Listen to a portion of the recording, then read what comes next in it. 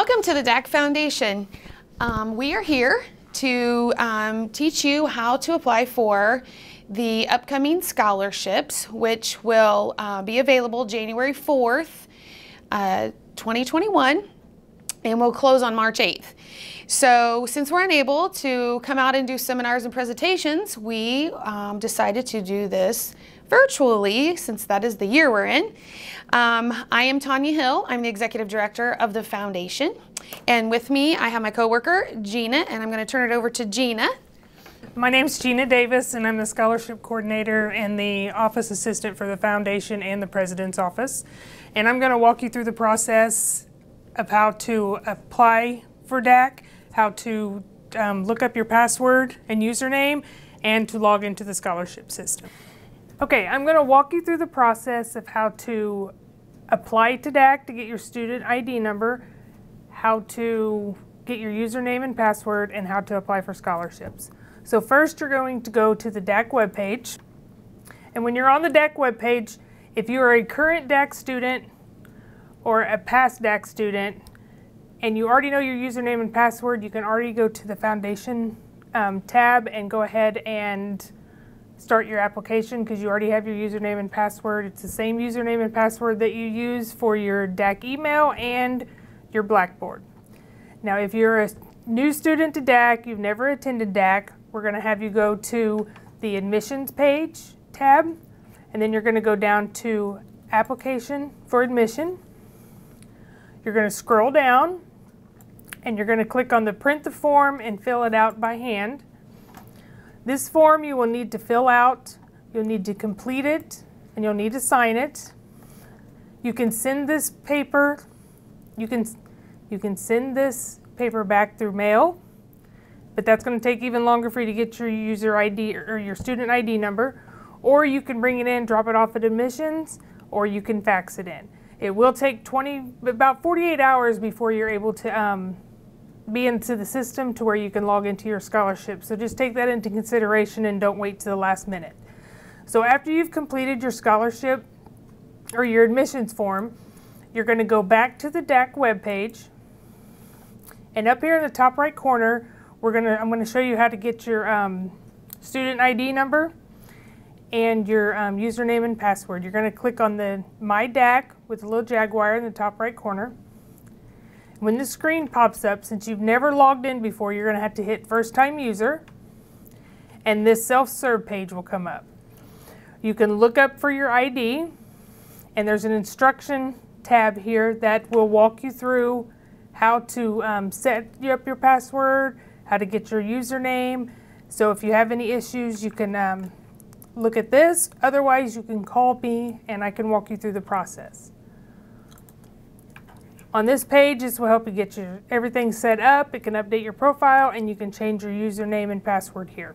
Or your password, not your username, sorry. So then after you're done completing this and you have your username and password, we're going to go back to the DACC webpage, and you're going to go to the Foundation Scholarship Information. Then you're going to click on the DACC Scholarships. You'll go down to the bottom of the screen, and you're going to click Apply and Log In.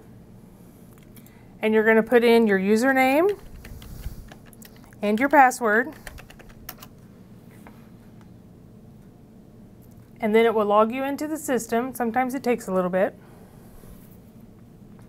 And then this should come up on your page. You're going to click, it's going to say Start Application. So you're going to click on the application. This here will pull in the majority in this first section. Your information will already be pulled in through our colleague system.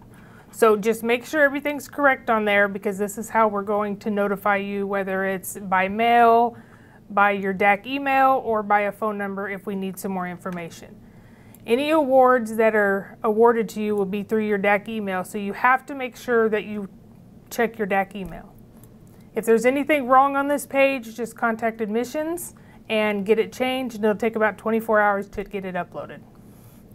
When you come down to the academic information, if you're a high school student or you've never attended DACC, we will need a copy of a high school transcript. This does not have to be an official transcript. We just need a copy of your transcript. What you're going to do is you're going to contact your registrations office at your school, and they should be able to get you a copy of your transcript. And what you're going to do is you're going to come in here, you're going to choose a file off the computer, you're going to open it, and then you're going to click this green Upload File button. When you've clicked that button, this will cause your application or your transcript to be blue with a green check mark. If it's not blue with a green check mark, it did not upload and it will not stay. So you're going to turn around and do the same thing if you have been a DACC student. We'll need a copy of your DACC transcript. You're going to contact registration, and they will be able to email you a copy of your transcript to your DACC email. And you're going to do the same thing. You're going to save it on your computer, you're going to choose your file, you're going to grab the transcript, you're going to upload it, and make sure you hit that green Upload File button. And again, you'll see that it's blue and there's a green check mark. And then as you go ahead and go through the process of filling out your application, make sure everything with the red asterisk is filled out. If it's not filled out, it will not let you move on to the next page, and it will also not let you submit your application. So just make sure you answer all the questions. Now on the enrollment information, you're going to need to make sure that you click whether you're full-time or part-time in the fall. And then on your current enrollment status, if you are a high school student, if you're a freshman, sophomore, junior that is taking dual enrollment or College Express, you need to click on number 1. If you are graduating high school in 2021, you're a senior, and even though you are taking classes at DACC, you still need to click that you are graduating high school in 2021. This way it pulls you into the scholarships that are for the high school seniors. If you're a first-time DACC student and you're not currently a high school student, maybe an older student, then you would click number 3. If you're a returning student to DACC and you are not a high school student, you're going to click number 4. And then you're going to go down to the next one, which will be your major.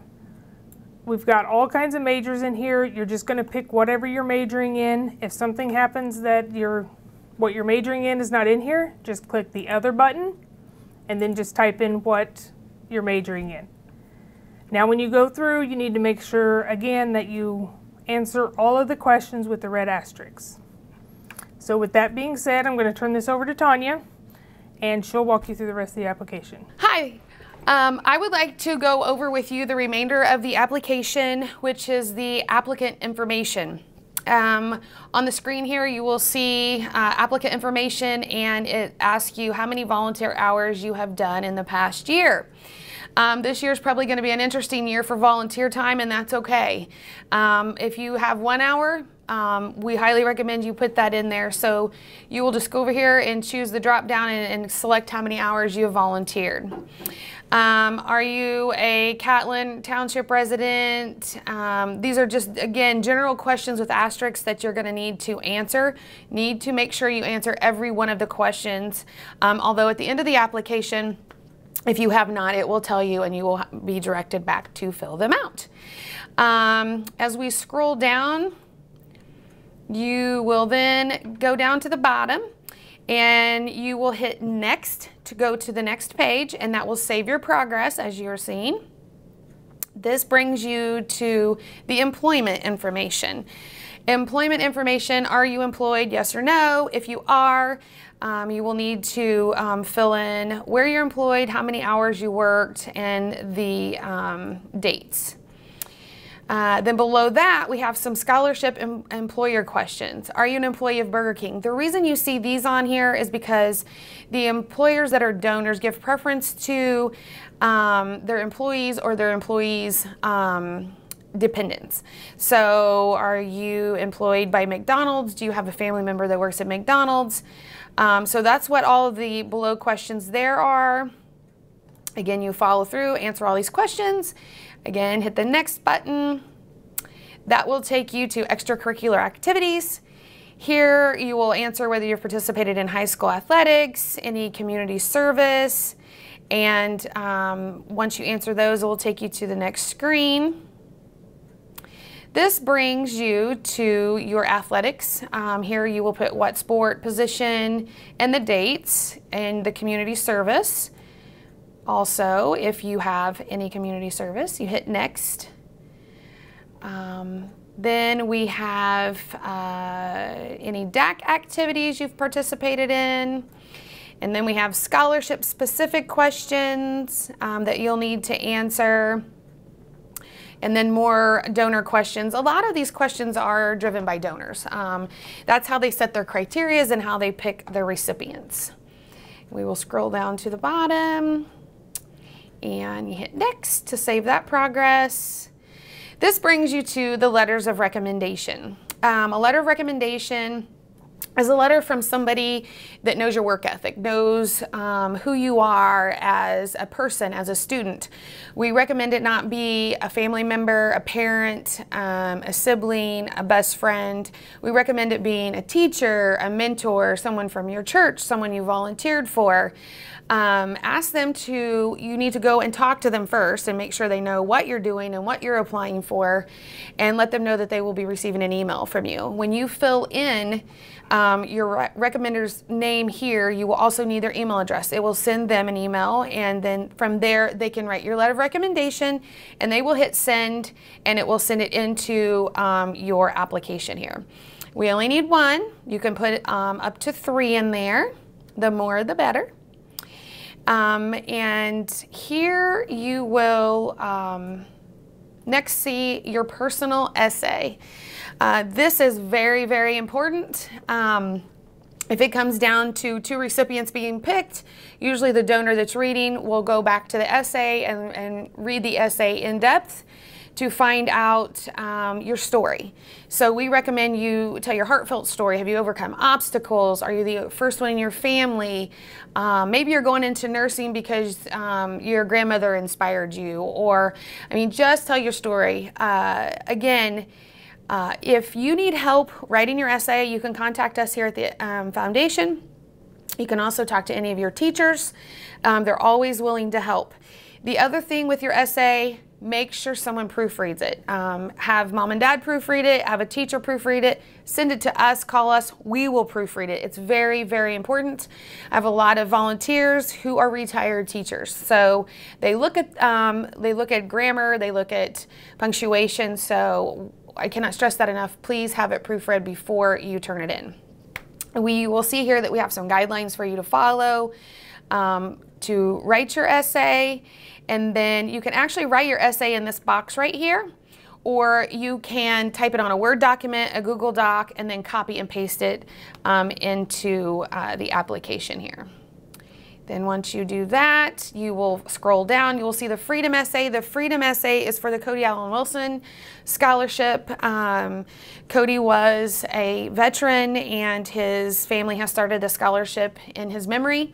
And so they would like to know what freedom means to you, and that in this little box here is where you will complete that if you are interested in being a recipient of the Cody Allen Wilson. We will scroll on down and you will see it will ask you if you're not completing FAFSA, if you will please provide an answer below of why. And your counselors are probably helping you out with your FAFSA applications at this point. So we're going to hit next. Here you will see this is where you will complete your scholarship application. You will have to acknowledge right here that you have read it. If you choose yes and then you hit next, you will have a box that pops up. You have to complete that box, and then that actually submits your application. If you accidentally submit your application and you're not done submitting your application, or you didn't want to submit your application yet, just call us and we will open it back up so that you can go in and finish what you're doing. But if you hit next and you complete the box and you've not answered all the questions, it will take you back to the beginning of the application and you will have to fill out the remaining questions that you did not answer. So again, this completes the scholarship application process. We will put at the end of this tutorial how you can contact admissions to get your username and password that Gina talked about. And then we will also have on there how to contact us here in the foundation office. Again, Gina Davis is our scholarship coordinator, and so we will have her name and her phone number and email along with mine as well. And we hope that this tutorial has been helpful, and please contact if you have any further questions. Thank you.